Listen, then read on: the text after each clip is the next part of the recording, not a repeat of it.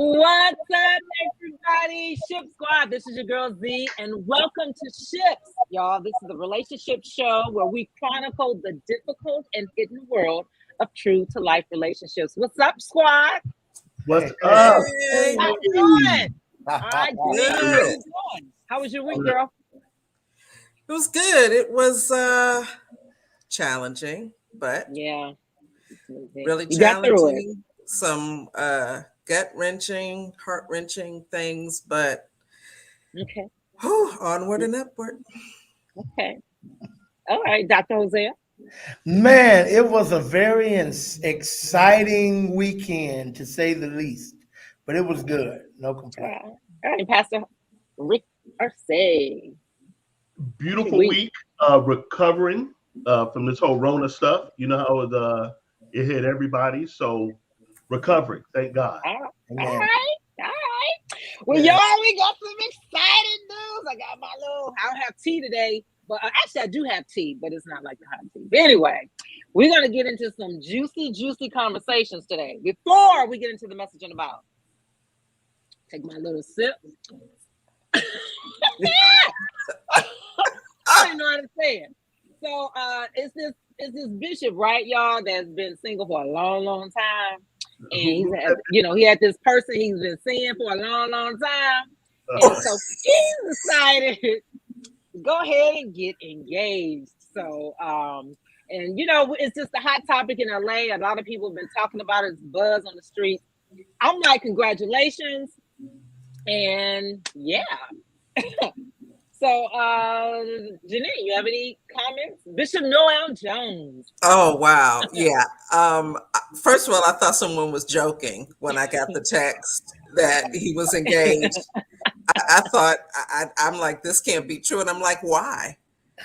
Now, after all this time, I think Miss Loretta, I remember seeing her in the reality show they did about the pastors. And I'm like, right. I just wonder, and it's none of my business, but what changed after all these years of that's his woman? Like, why now put a ring on it? Congratulations. Yeah. But it just seems like, 2022, that's okay, that'll be the year. I don't. Yeah, Pastor Arcee.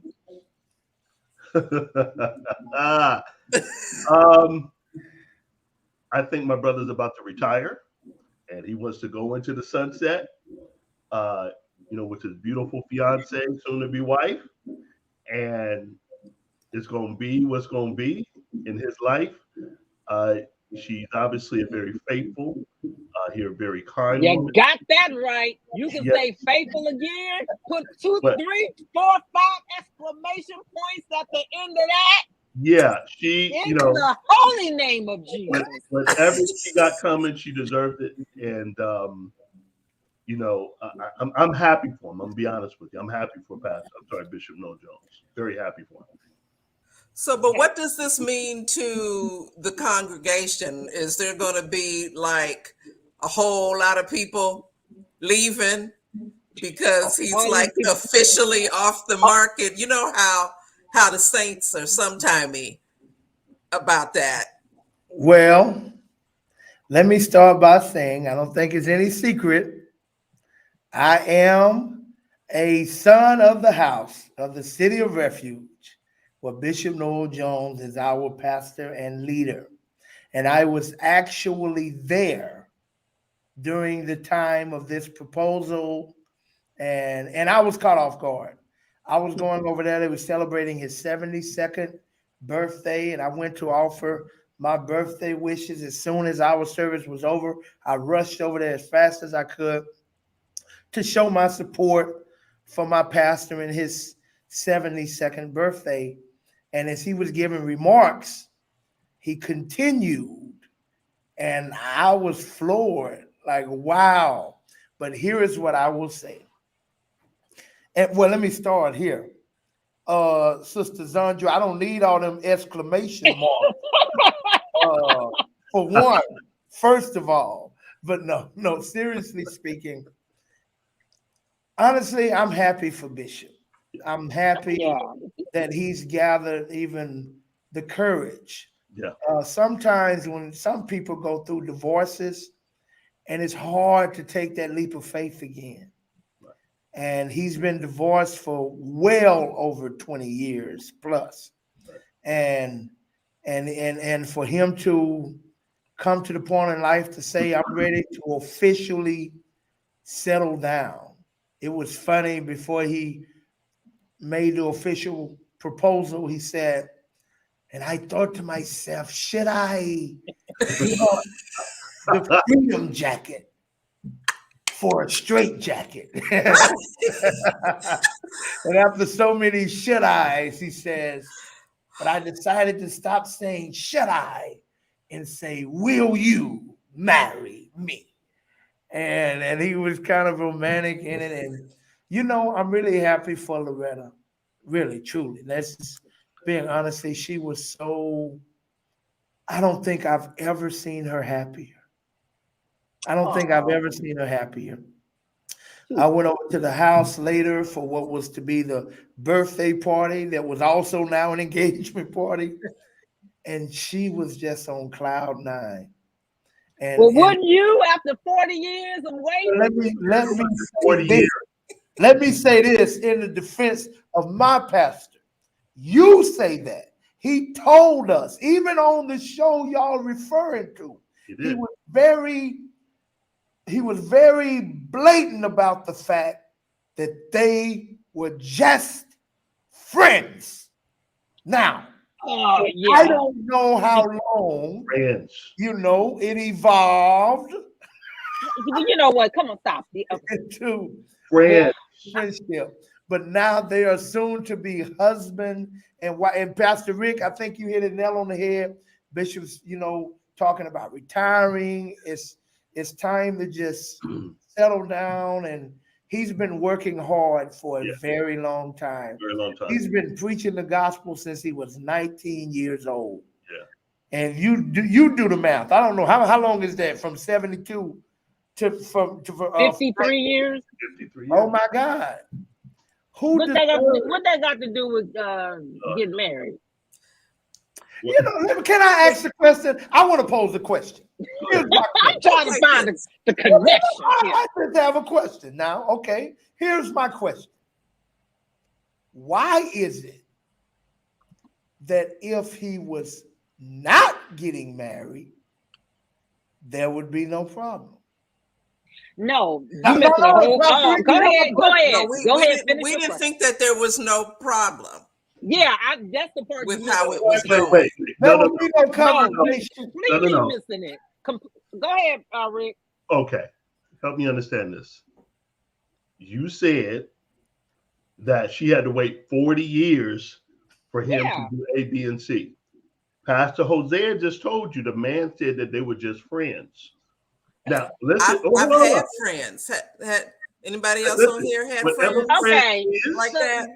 Okay. Anybody else? We all going to put up here and just okay. I'll answer Janine's question. Because Janine, you asked the question that I didn't quite answer. You asked the question about the church now moving forward. And of course, none of us have a crystal ball that we're looking into.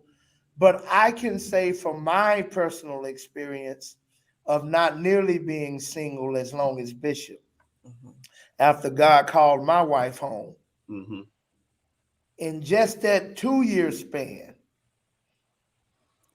we were packed out. And I didn't propose at church. I announced that I had proposed that weekend. Yeah. That previous weekend. I announced that I had proposed and that she said yes, and I'm going to be getting married. And I made that announcement at church publicly, letting all of the congregation know. Yes. And what happened, Pastor Hosea? Our weekly attendance dropped about 50%. This is true. I'm just hearing my story. We went from packed out, yes, sir, to about halfway full. And what I'm proud of And here is what I said. Thank you, Father. Now I can begin to build on a solid foundation. Oh, good. Because sometimes certain things weed out who's here for Christ. Yes, sir. And who's here with ulterior motives and personal agendas that ain't used to build the kingdom. Mm-hmm. So it was the best thing that happened for Calvary, and I'm forever grateful. And the church said, Amen. You know, what else is interesting about this story? It's story like it's fiction. The story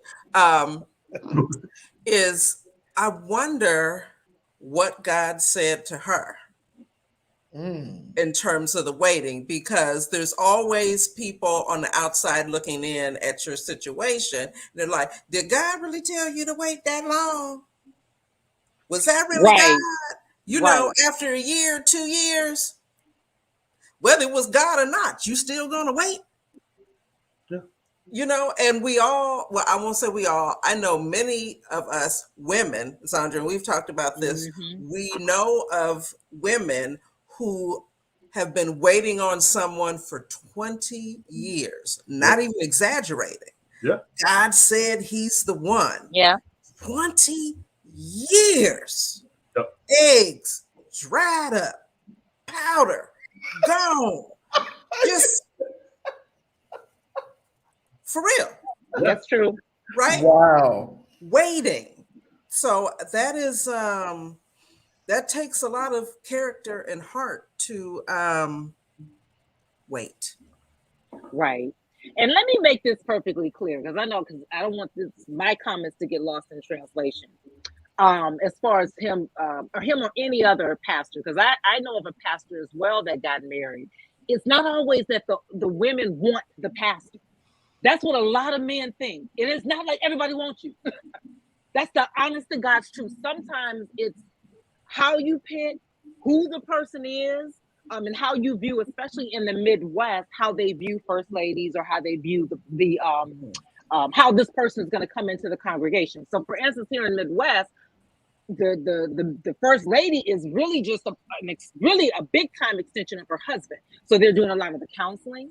They're doing a lot of the women's ministries and a lot of the deliverance ministries and stuff. That's just how they come as a package. So if someone is coming that does not have great character, that's where a lot of times you find a lot of division. Now, I know that for fact for being here in the Midwest. So in saying that with Bishop Noel Jones, I don't know the man. I really don't. And I don't know Loretta. I just know that they, the story that they've been dating, and you said they were friends for a very long time. But I don't know her character. I don't know anything about her. But I wanted to clarify and make that clear. Everybody don't want the pastor. Some people really genuinely care about the ministry, Pastor Jose. I just wanted to make that clear. And they may not agree, with how this person may take on certain ministries, and then they're set. My thing is just don't go to the ministry. That's my thing. I wouldn't leave the church. I don't disagree with what you're saying, but here is where I have a problem with it. It sounds like a person then, from what we're talking about, has made an assumption without any evidence. See, I would think what would give that person more credibility to me, if they love the ministry, love the pastor, love this, stay long enough to see. You haven't given, what I'm saying? If you love the pastor that way and the ministry, then at some point you have to give his judgment the benefit of the doubt with things that you don't have as much insight on as he does. So in that case, you should hang around a month and continue to do ministry. And if what you fear, you see it transpire, then you can make an educated, informed decision to choose to be elsewhere. But to assume, it's probably going to be like this, and it's probably for here, they knew beforehand, because this was a person that was in the church. So they saw the character of the person before the person I'm talking about before he married her. So they saw it. I'm just going by what I'm only going by the one scenario that I know. But the point I'm saying, if you see the character, they don't need to wait. Listen, I wouldn't wait, but I stayed before I came to California. I wouldn't wait for what? You see the character. You're saying the individual person based on what you saw. I'm saying to your point about they're gonna, because you know how it is. The first lady, she's gonna run these ministries. She's probably gonna be in charge of this, charge of that. That becomes an assumption until it happens. Like for what? What if that particular pastor? That we just, of course, we all have been hypothetical. But what if that particular pastor saw some things in this woman that God alluded to him, and he chose to take her in under his wing and da da da da da. And he was like, no, I'm not going to allow her to do this, this, and this, and that, and that yet, and da da da da da da. Okay. And if the person now is getting her because she's under new management. That's different. And that's what you're talking about is different. I'm not agreeing with the preconceived notion when you have every opportunity for evidence. And no, what you just said makes sense. Because what you're saying is that maybe he didn't. But if you have someone where you're seeing the character of a person, Pastor Hosea, you're seeing their character.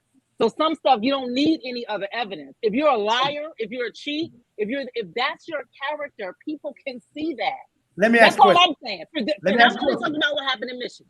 One more question.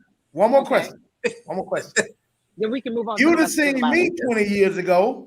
I was a liar. I was a cheat. I was a drug dealer. All of these were facts about my character. Do you get what I'm saying? Mm-hmm. That's all I'm saying. None of us are in the church. No, I'm just kidding. None of us are in the church because none of us are who we were. No, I hear you. I'm just going by the situation that happened in Michigan before I came to LA. That one I know for fact. So, okay. All right. Anybody else? Anybody else want to chime in before we move forward? I think it's time to move on to all right. What's in the bottle? Nothing's in the bottle. All right. One word. Oh. Friends. That's all I gotta say. Hold on. We're friends. Yeah. Boom. Message in a bottle, baby. Yeah.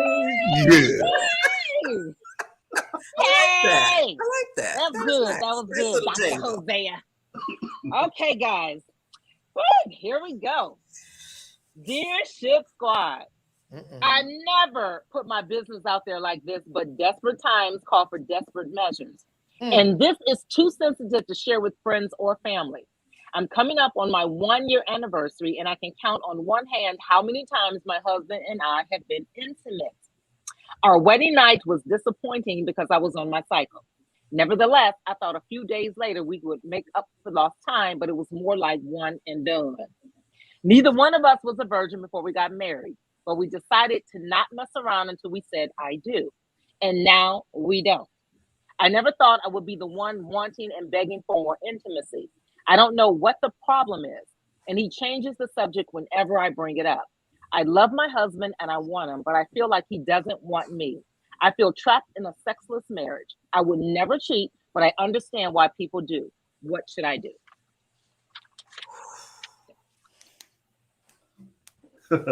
You asking me first? Yeah. There's a lot of holes in this letter again. Listen, I wish y'all would write to us. Why you gotta say holes in the letter? No, it's a lot of holes in this letter.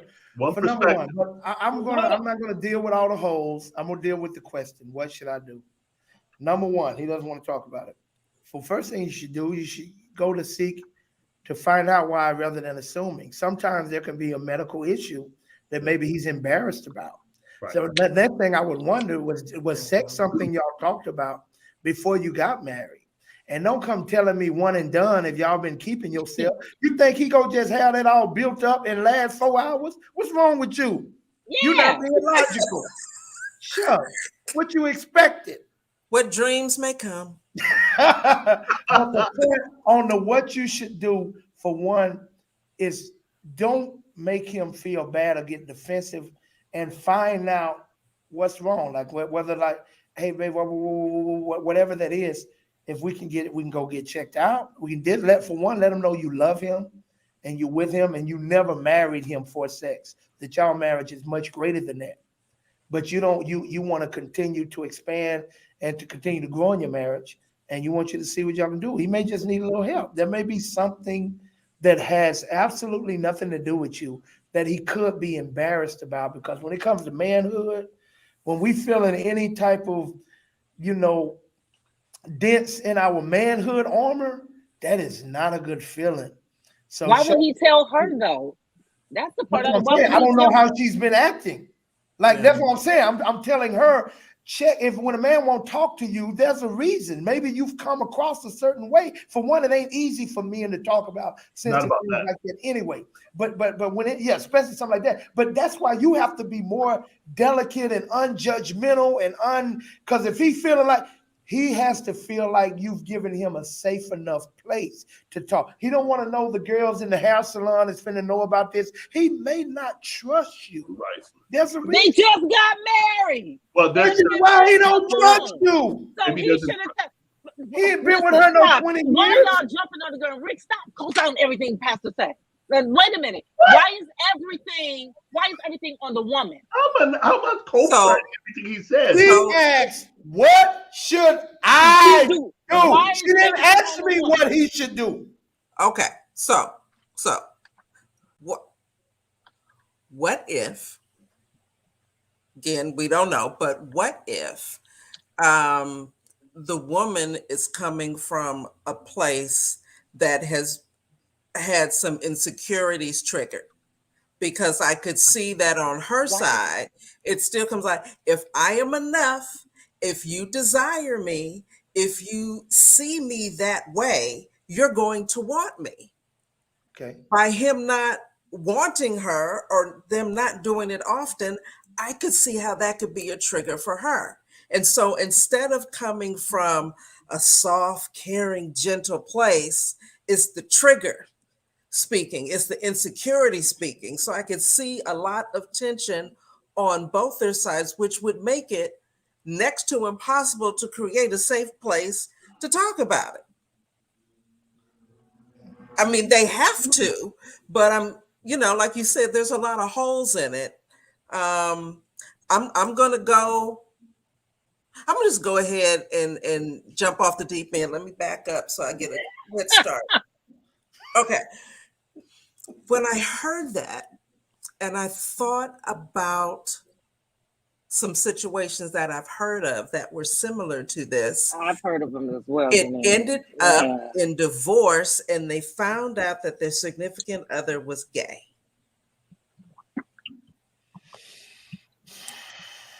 And so you wonder, then why did they get married? Why did they go through the motions? Because they must have had some questions, some doubts, some whatever's that they were struggling with. Were they hoping that getting married would just make all that go away? Did she know? She didn't know, I'm assuming, right? She didn't know until after the divorce that they were gay, that he was gay? Right. Okay.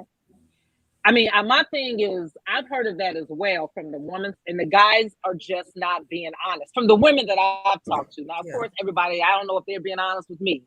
Because we did this on She Said, He Said, Dr. Collins, where the women were saying they were waiting, they got married, and the guy was a dud.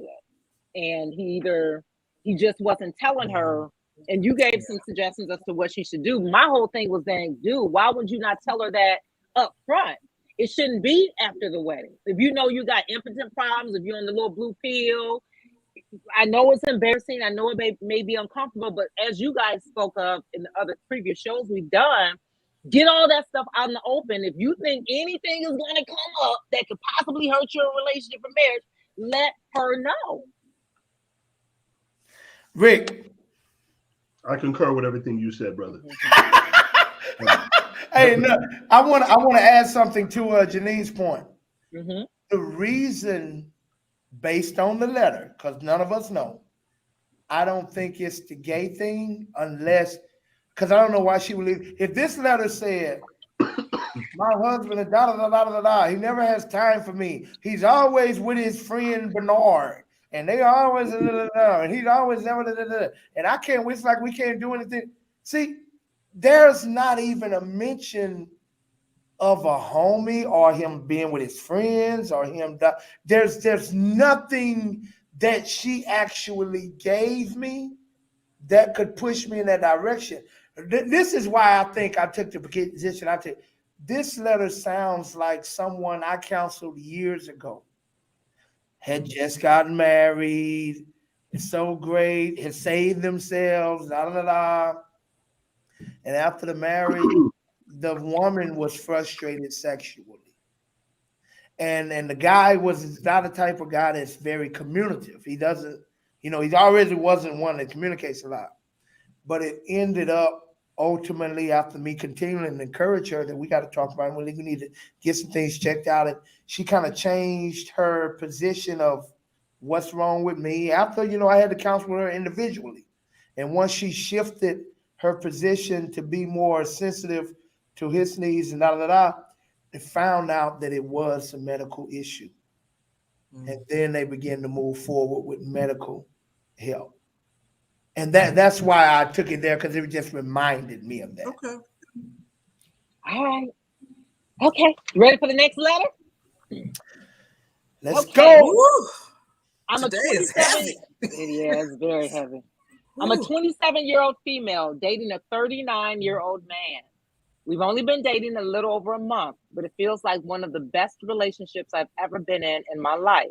He cooks breakfast for me when I stay over his house. He takes walks with me, and he has taken me to Big Bear so we could spend a romantic weekend in a cabin together. I was flattered, but surprised when after a month into the relationship, he told me he loves me and wants us to start a life together. It feels like a dream come true. The only problem is that he refuses to introduce me to his friends. He spends a lot of time with his friends when we're not together. But every time I ask to meet them, he says we're not there yet. He promises that I will meet them when the time is right. He's met all of my friends and even hung out with me and my girls. I just don't understand why he's not ready for me to meet them yet. But he claims to be ready for us to start a life together. This is the only problem I have with him.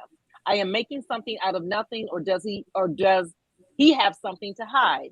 How can I tell? I don't want to set myself up for another heartbreak, but I also don't want to lose a good man over much of nothing. I'm asking for a little advice or relationship wisdom. Thanks for your help. What? How old was he? I missed that. 39. She's 27. And she's 27. Okay, I think what he has to hide is her. Yeah, yes. Yes. That's what he has to hide. It's her. Yes. That's funny. Really?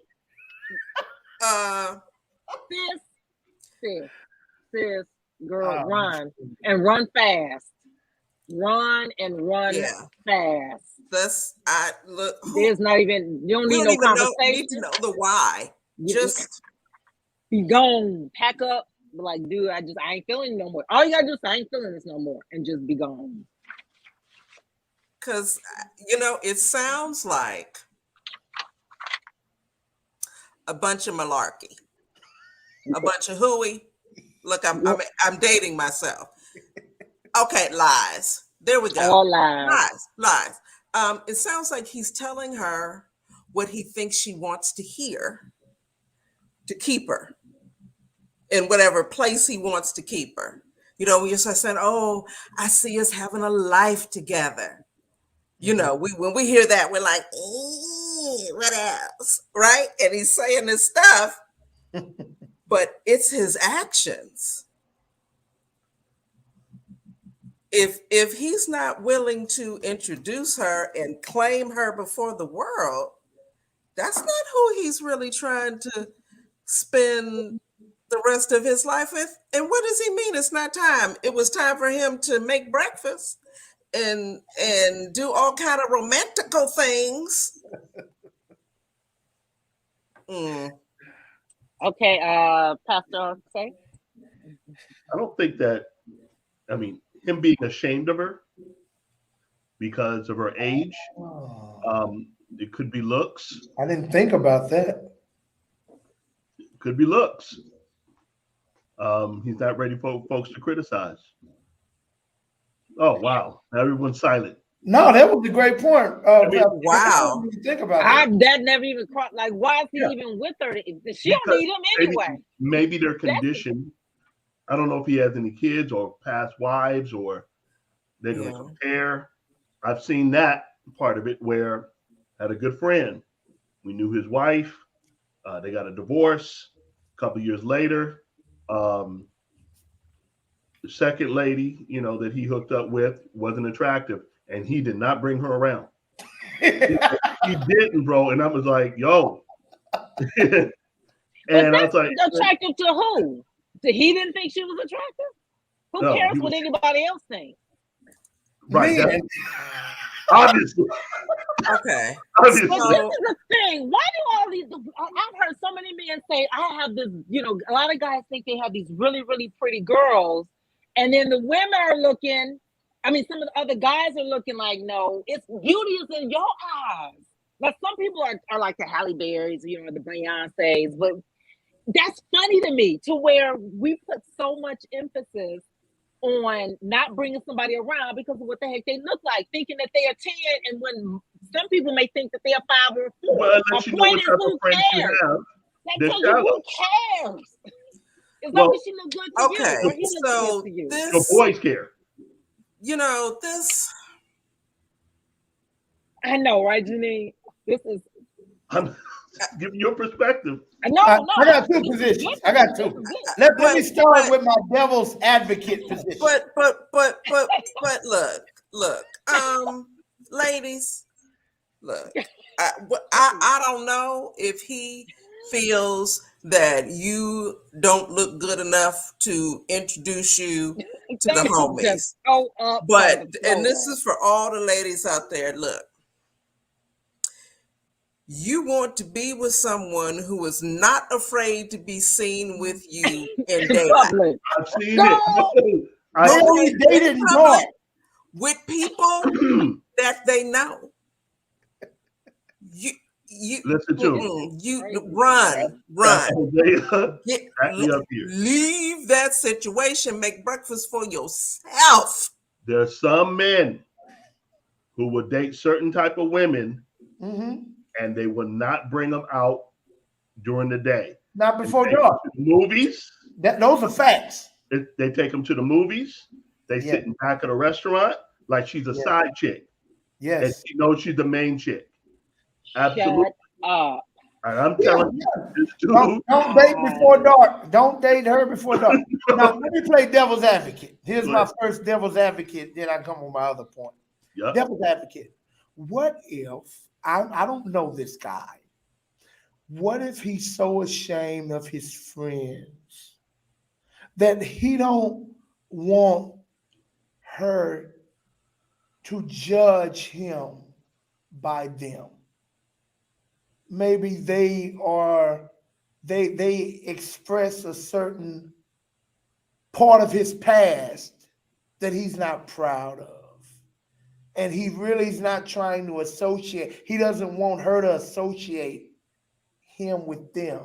Okay, that's so he's really ashamed of himself and where he's been and that community he still has that he's trying to work his way out of. Yeah. Pastor Hosea, you could write for Hallmark or Disney. Right? That sounds good, don't it?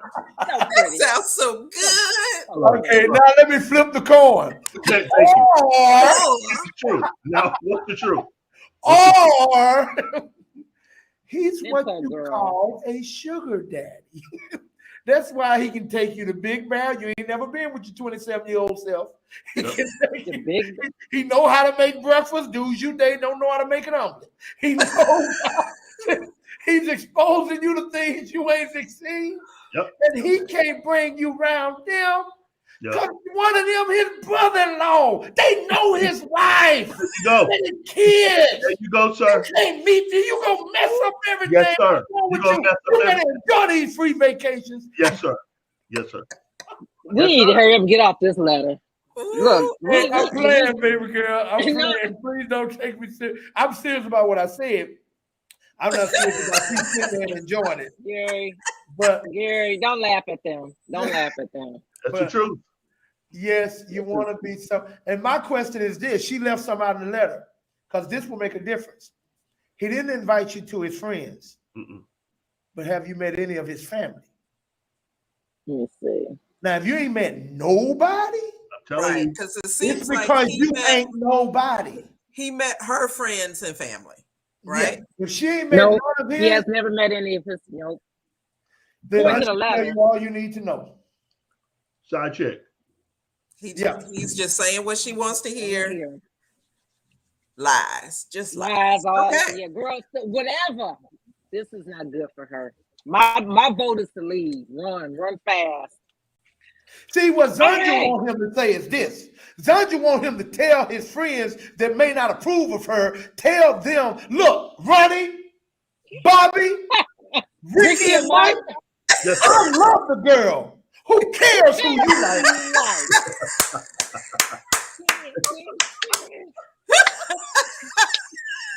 Cool it now. That's what it's supposed to be.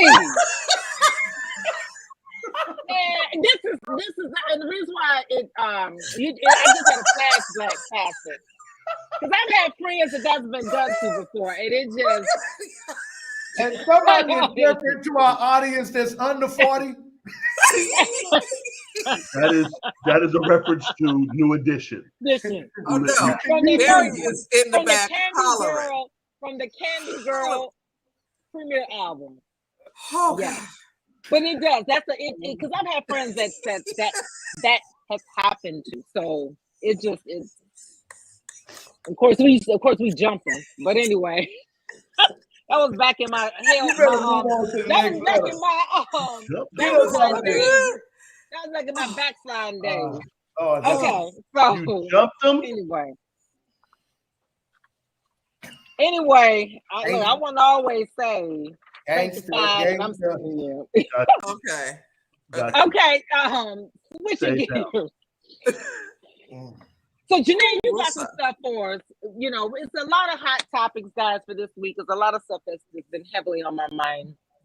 I don't know if you guys want to go into some of the things that's been happening in the news, or Janine, if we want to just kick to some of your tips and then just kind of blend them in together, talk about them. I think we should go to what's been happening in the news. In the news. Absolutely. All right. Kind of switching gears. We needed to kind of get you guys laughing, and thank you, Dr. Collins, just getting us. But a lot of things have been happening, and what I don't understand that's going on with a lot of the suicides. So it's been just several. We know about Ian, Regina King's son. I was just completely blown away. He died 2 days after his 26th birthday. Only son. Sad. You know, he was dropping an album, I think, within a couple of days. He did send out a tweet, I think, a couple of days earlier, just saying he mentioned about the SpongeBob character, and it was an episode where the SpongeBob character had a bunch of smaller SpongeBobs inside of his head, and he felt like he was losing his, you know, his mind. And then, you know, not too long after that, he took his own life. The other one is Michael Madsen. I love Michael Madsen. He's an actor. I know him from Reservoir Dogs and the Kill Bill movies. His son Also was married in Hawaii. Yeah, died at 26. He was married in Hawaii. He took his own life. And of course, the beauty queen. Chesley Christ. Now this woman, I just don't even get it. She left a note behind. 30 years old, gorgeous, Miss USA, attorney. You know, but I know none of this stuff matters. That's why this kills me, because none of this matters. And it seems like this stuff is taking people by surprise. I heard Gayle King talk about this. She was a correspondent for Extra, and everyone. And I'm not to say that she would talk to Gayle King, but it seems like people are just completely surprised. Also, the mayor of a small town in, we got the Walking Dead actor Moses J. Mosley, 31. I think he shot and killed himself from Walking Dead. And then the fourth one was the mayor, he was 44 years old, of one of these towns, I believe in Maryland, here in the Midwest. He took his life. So guys, I don't even know. We always say, like, reach out for help, and if there's any signs, and Yeah. So many, you know, if that's the case, everybody will have a sign of you don't know. Because I had a friend, this is also very personal to me, a kid that lived down the street from me. He didn't reach out to me to ask for help, but he kept asking me to come to California. And I didn't know why he was trying to come to California. So I told him, he can come and he could bring someone with him, his cousin. And then he just blocked me off of Facebook. Now I've known this kid since he was a little bitty something. I knew something was wrong. I didn't know what. Never thought that he would hang himself. To this day, I still, he's a part of the Forever 21 crew. He would be 33, I think, if he were still living. I beat myself up. Like, should I have let him come to California? Should I have done this? Should I have done that? What could I have done differently? I don't know the answer. So maybe you know the answer, because I don't. So I want to throw this out there. When we're talking about depression, mental illness, anything that fits in that bucket, it's easy to say, reach out and put up the 1-800 numbers. Yeah. But that almost suggests that we then don't understand the nature of what the struggle is. There's a little voice or a feeling that's telling you that no one can help you anyway. Or you're weak, you can't handle it. Don't burden your friends and family with it, because you should be able to handle it. So you're fighting against the voices that are telling you not to reach out. You should be stronger. You should be able to handle it. Don't burden anybody. Nobody wants to hear that. Or you were complaining about that 2 years ago. You should be over it. They don't want to hear that. So it's not just as easy as, oh, I think I'm depressed. Where's that 1-800 number? Right. Right. I think it's incumbent upon the friends, the family, the community, right? Each one reach one. We need to look out for each other. We need to know what the signs are, right? And we need to approach each other in love and say, brother, sister, I noticed such and such and such. Are you okay? Yeah, Are I'm you okay. sure? Yeah, I'm and sure. and watch them, stay on them, maybe some interventions. We can't, we're not superheroes. We can't save people, but I think it's going to require the rest of us standing up around each other, opening our eyes and paying attention to each other, listening. Listen to what's being said and what's not being said. What's not being said. That's good. Right. And Janine, you're so right. You're so right with what you're talking about. But then there's certain people, it depends on obviously your personality. You hit the nail on, you hit it. When you have certain people who, like you said, you feel like you're burdening people, sometimes people don't understand and they don't know what to say. You know what I'm saying? Or they say the wrong thing, or they don't want to say anything because they think that they're going to say the wrong thing. And then you're like for instance, this beauty queen, it's like all of these contestants are like, man, I just didn't know.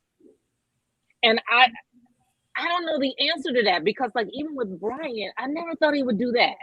But he had left signs before I just didn't know about. But I can only go by when he was reaching out to me, and I knew when he blocked me, because my answer to him wasn't worth a block on Facebook.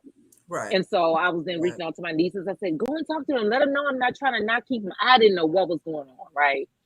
And then when I heard that, I'm like, I literally just froze. Like, what could I have done? Yeah. How then do you know? Like, we can ask people all the time. I don't want to tell you what's going on. You can't help me. That's the thought. It takes a level of discernment and sensitivity to the Holy Spirit to be able to tap into those veins. We've got to get back to a place where how are you becomes a question again and not just a greeting. Yeah. because it's really a greeting in today's world. We don't really say that with an intent to actual or concern to know. We say that as a hello. And let me say this from being honest, it's been a few years ago though, but from being someone who was suicidal. And I remember the night I planned my suicide, and I won't get into all of that story right now. But the point is, I've come to identify with the fact suicide is a result of a feeling of hopelessness and helplessness. It's when things are so bad and you can't even see them getting any better. To the only way to escape more of what it appears is to come is to check out. So there's a great lack of vision. There's a great lack of I've lost hope. I don't see a better tomorrow than today. And you've given up on life because there appears to be nothing to live for. Another thing what I've come to find out, or I'll speak for me personally. I won't speak for everyone who's ever at any point in their life struggled with suicidal thoughts and things of that nature. I remember I found for me it would have been a very extremely selfish act as well, because it's a way of quote unquote, for lack of better words, finally being heard. Now you hear me. Now you, and not only that, it's also a way of getting the last word. Because you live now, you can't say nothing back. You just gotta live. You gotta leave with that. You gotta live with that message I left you, and all of that. And I'll tell you the last suicidal thought I had, because this wasn't this one wasn't 20 years ago. I'll be very honest with you. In the hospital room, on my knees, crying hysterically, after Precious's transition. I meant it with everything in me when I said, okay, well, God, I got to go too. You ain't leaving me. And I literally started calculating ways. How am I going to go with her? Because I can't stay here and do this without you. You're not leaving me. I'm coming too. And I really start calculating ways. And here is what snapped me out of it. I looked up for a brief moment and I saw my children crying. And I realized how cold would I be to leave them to deal with that. Now I'm what you got left. And I'm finna go check out, and you got to try to figure out. But what the point I'm making is that rationalization is what gave me the strength. It gave me something to live for beyond how I felt. And I found anytime I've talked, I don't know how many people I've ministered to that was, had suicidal thoughts, things that they thought my life. But my objective is always to help them find hope. Because what if you knew that this next season is finna be so much greater? That if you knew that, would you really check out this one? If you really saw what God has right around the corner? Right. But man, it's sad. Go ahead, Pastor Rick. Well, one of the key things, in dealing with teenage suicides and dealing with a lot of youth on that level, it's really, of course, a selfish act. We get that. However, I think we lack the empathy and the sympathy for people because of their mental state. And now because of mental issues are coming into the foreground amongst Black Christians, and the statistics are higher amongst the Black community. And I'll say this, amongst Black men is very high. It is said, Jim Baker said something very profound about men suffering. He said he went away to preach one day, and he comes back over the weekend, and he found out he left his fish tank on, and all his fish were dead. all of them. And he says something profound. He says, men are just like the analogy, men are just like these fish because they suffered in silence. Nobody's hearing their scream. Wow. I think it's important to understand, and I say to my sisters, and going back to the whole not feeling like a man and not feeling like they're worth anything. I think it's very vital to listen, to take heed, what they're saying, and sometimes what they're not saying. And you hit on the nose, Pastor Jose. I concur as far as asking the question sincerely. How are you doing? What's going on? How can I be involved in your life? And we just have to really take time out for that. That's just something we have to do nowadays. And because during the holidays, of course, November, December, January, obviously we had back suicides. And these are just in the news. Imagine the ones we don't.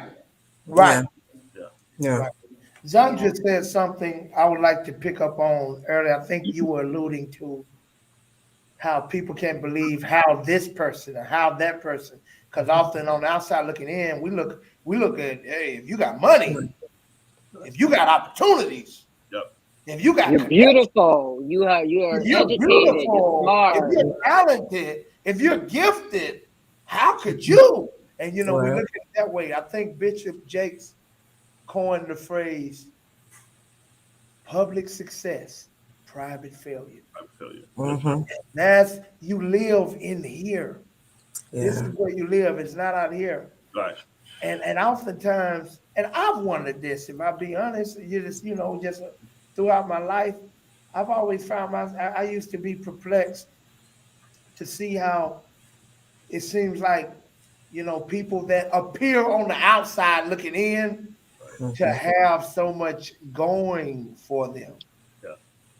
But Ray in Section 8 on welfare, 2 strikes, not a pot to urinate in or a window to throw it out, ain't going nowhere. I mean, you don't often hear of people that seemingly don't have much to live for taking themselves out. And I think we're often perplexed with people that, again, seemingly have more going for them checking out. And I don't know the full answer to that. I've rationalized with it and speculated, and I got some thoughts on it, but I don't know. I mean, I don't know. I've only like Brian was the closest to me that I've had the closest contact with that actually took his life. The only thing I can attribute to was when I get a divorce. And that's why when people say divorce is worse than death, they never lied. I'm the only divorcee here. And I wasn't married that long. And I wasn't expecting it to be as painful. It literally is a tearing away. And I remember saying, Lord, if you feel like I don't need, just if I lay down and you feel like taking me home, then it could be me and you. I remember having those thoughts and then going into a dark place where I know I was hallucinating, and which I know it was clinical depression. And just because of the things that at the time that was going on, because it can never just be an end, because I be want to end, it got to be some other stuff inside of that. But God did send me a support group that went through and was actually honest. We were just talking about this on my prayer call today. A lot of people are just not honest. As Christians, we're portraying this like things are just so foo-foo and just so blessed and highly favored. But we're not telling the truth as to our horse days, or how we are Janine and I laugh about this. And some people that are married now, and they're trying to tell you how to get a husband. They ain't talking about how they were sleeping with their husbands when they got married. You can't tell me nothing. You can't tell me about celibacy. But you're standing up in church trying to teach and preach to people when you yourself didn't live it. And so the young people, my nieces, one of the millennials, they see that. So they're like, hey, we see that, we ain't listening to you. So it's about being transparent and honest. And I'm not saying you just, you get on the bullhorn and tell all your business. But if you're like with us on this platform, that's why, with being in therapy and help, it helps us be more transparent and honest. Yeah, I like Miss Evelyn Perez's comment here. Oh, pull it up. Not a lot of us have meaningful relationships, and that can make a difference. Oh, wow. Absolutely. And I mean, let's really look at that word for a minute, though. Mm-hmm. Meaningful. We use it, at least that word too. Mm-hmm. But the word that this show is even about, relationships. Yeah. Oftentimes, we jump to the suffix, which relationships, when they're real, they have this ability to actually relate. And that's where the disconnect comes. Like when you say people that won't talk, they won't say nothing because they don't think you can relate. Yes. They don't think we relate to them. It. And that's why it's important for us to share our stuff. That's why I don't mind talking about when I was suicidal, because there's somebody that might be where I was. Yeah. When now that relate ability allows me to enter into a ship with them. Yeah. Right. See, we try to have relationships without relating. Right. And you gotta get off your high horse of being so holier than thou. You gotta be like, no, I'm best around here. When it comes to my attempt is now, I don't always like putting all my messed up business out there in the street of how jacked up I was. But when the Holy Spirit leads me to, because I know there's somebody else that feel they don't belong. And I got to give a better point of reference. No, I was where you are. Right. So don't tell me what God can do. And because that ability to relate with one another, because I don't care, we may not all have the same situation, but ain't none of us that's exempt from pain. Oh my God. How can you not relate to somebody who's hurting, that right. even if they're hurting for a different reason? You got that right. Absolutely. So before you say, I can't believe you crying over that. Oh no, you didn't cry over something else. Come on. You cried over something else. Yeah. Yes. They would never cry over. That is so true. And I was that person. Yeah. I was that person in college. So interesting how I got was I was in that person like, girl, you crying over him? Get over it. So I fell in love. And then I understood, had a point of reference, and it just almost literally destroyed me. To the point to where it kept me to where I just wasn't interested in necessarily being with anyone, which is why we're here so many decades later, where I'm like, it's fascinating when I look at people like, you actually moved on past that, because I'm like, but I didn't know that I had stifled my own life, would not trust it. Without trust, I'm like, no, that's why everybody a liar. And trust is so big to me because of that. And I had to, with that therapy and counseling that's helping me to come out and recognize that kind of stuff, so I can have better relationships, strong relationships with men and women. It feels like we are probably almost out of time, but I did find some warning signs for suicide. So I think if we could even just go through those. Yes, ma'am. Okay, so some of the warning signs include extreme mood swings. Good. That's good. Next one. Feelings of hopelessness. Yeah. How would you know that with someone, though, that they feel hopeless? I think it's listening. Yeah. Exactly. This isn't the assumption that this is a neighbor that you never talk to, or someone at Ralph's that's bagging your groceries. Yeah. This is for people in your circle, right? People that you know. Their conversation changes. Yeah. Right. That's true. Okay. Giving away possessions. Mm-hmm. Oh yeah. Yeah. I mean, like just like you getting out of jail. Right. Yeah. Yep. Losing interest in activities. Wow. Things that used to bring you joy. Mm-hmm. Talking about death or suicide. Mm-hmm. Big one. Closer to Yeah. it. Saying goodbye Wow. to family and friends. Yeah. Saying that they are a burden. Yeah, Hmm. that's a big one. That is a big one Yeah. right there. Yeah, you have to really watch the self-esteem in people. Mm-hmm. Always watch the self-esteem.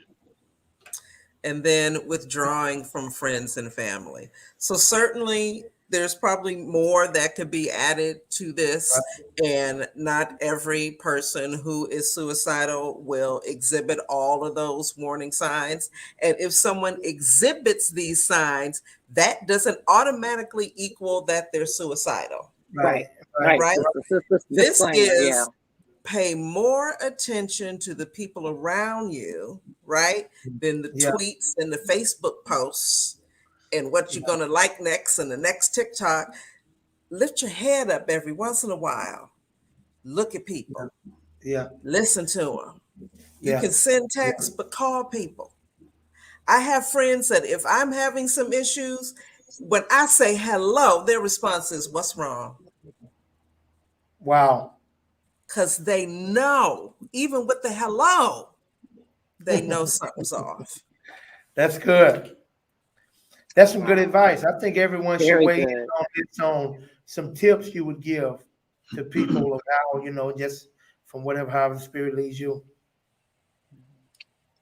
Let's start with you, Dr. Hosea. I was thinking of a couple of things. For one of the things we learned was, sometimes somebody might tell you, I'm thinking about killing myself, and you trying to see how far alone they really might be. And one of the questions that you're taught to ask is, wow, how are you going to do it? Like, do they have a plan? Like, has it went that far where they've all, because that's a more serious issue than somebody just saying something where, whether it's look for sympathy or whatnot, but never taking it for granted. Because even if they're Yeah. talking about it, then we know the enemy has planted it. The seed has been planted, and you're trying to make them regain hope.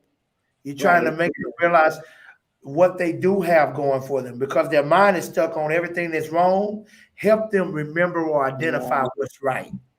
Like, girl, you're so talented. Wow, you're so amazing.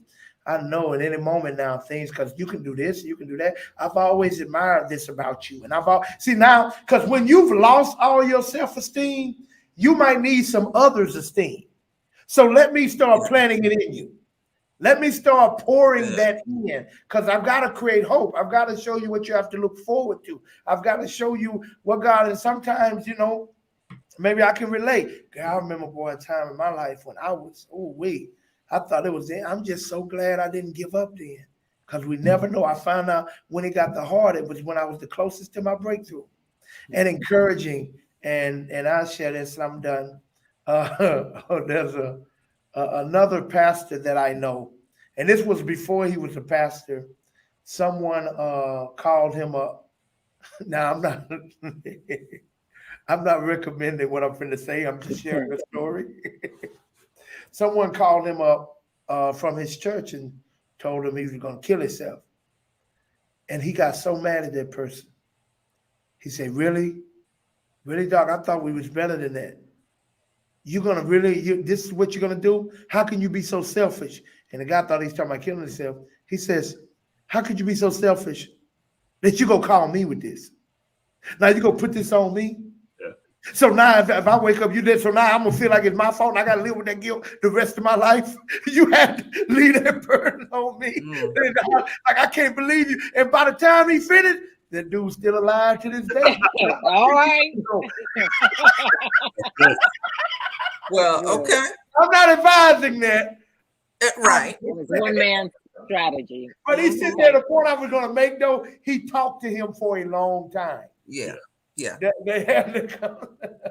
Okay. All right. Pastor, I'll say. I just believe that you must really get people to come out of themselves. Again, because many times when you start thinking about your issues, your struggles, right? I take them downtown. I take them right there in the middle of Skid Row. Wow. And I show them pretty much what life could be. And let's compare to your life right now Count your blessings. with your six figures, with your nice car, with your beautiful wife, with your beautiful kids, with the nice everything that you have. Yes. Let me show you what life's really about. Once they learn to compare their lives to someone worse off, they start rethinking pretty much, you know what, maybe my life isn't that bad. And then you could, of course, obviously start ministering to them and making themselves come out of themselves in such a way where I believe they could be helpful to other people and talking as we're talking, and really confront the thoughts. Why do you want to commit suicide? What is so bad in your life that you want to take yourself out and put a burden on the family or your friends? And so depending on the situation, but that is one of the strategies I use, make them come out of themselves. I hear that, Pastor Rick, because what they're lacking then is purpose. Right. They've lost purpose and value. All purpose. And you're trying to reignite a sense of purpose and meaning and value. It's good stuff. But let's all do our part. Yeah. Well, I guess it depends on the person, because certain things I think if I heard it would turn me the other way.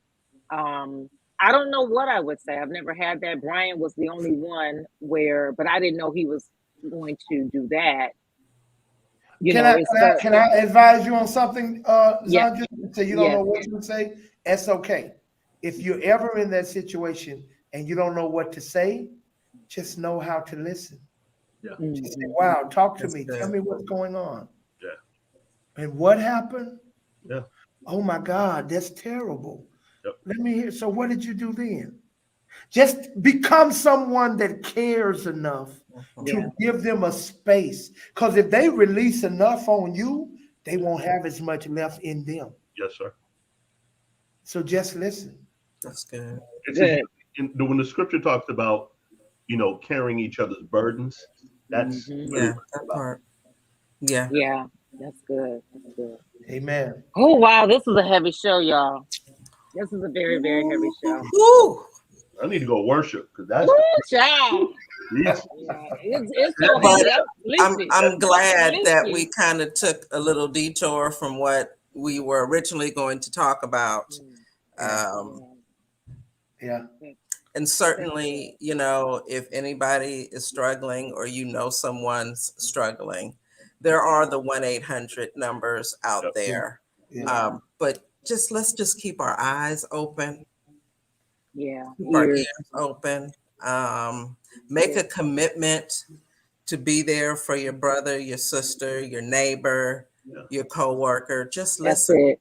And if God puts somebody on your heart to reach out to, do it. Yes. Now that part. Call them. True. Call them. I know we're dealing with COVID, so you work that out, but call them or stop by or text or whatever, but reach out. Right. Good job. All right, squad. All right. This has been good. So, guys, again, I've been so deep, I forgot to tell you to subscribe to our channel. Subscribe to our channel. The link is in the description section. So please, guys, subscribe, like, share. And we want your letters. Please, we want your letters. You can email us your letters at betterfliesentertainment@gmail.com.